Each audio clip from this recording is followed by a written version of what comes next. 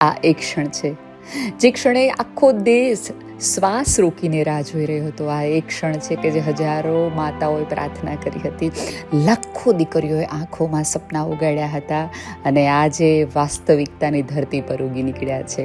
આ ફક્ત ટ્રોફી ઊંચી કરવાની ક્ષણ નથી, આ તો દરેક દીકરીના આત્મવિશ્વાસની જીત છે. એ દરેક માતાની જીત છે જેને સમાજને વટથી કહ્યું હતું કે હા મારી દીકરી છે.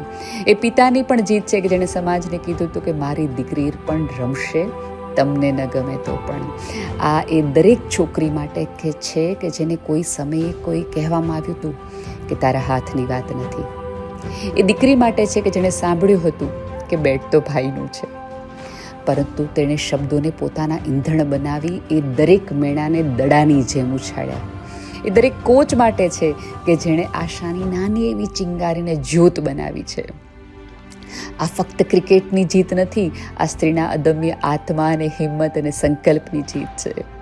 આ એક ક્ષણ છે દરેક માતાને ગર્વ થાય કે હા મારી દીકરી પણ વિશ્વ જીતી શકે છે. આ દીકરીઓએ માત્ર રેકોર્ડ નહીં, રસ્તો બનાવ્યો છે લાખો દીકરીઓ માટે. એ સ્કીન પર નહીં પણ સ્કોર પર પણ ધ્યાન આપવાથી પણ જગત જીતી શકાય છે. જય જયકારથી ગુંજતું સ્ટેડિયમ, લહેરાતો એ તિરંગો અને આંખોમાં આંસુ. આ ઇતિહાસ છે ભારતની દીકરીઓની કથા છે, જેણે સાબિત કર્યું છે કે શક્તિ ફક્ત શબ્દ નથી, એ તો એનો અસ્તિત્વ છે.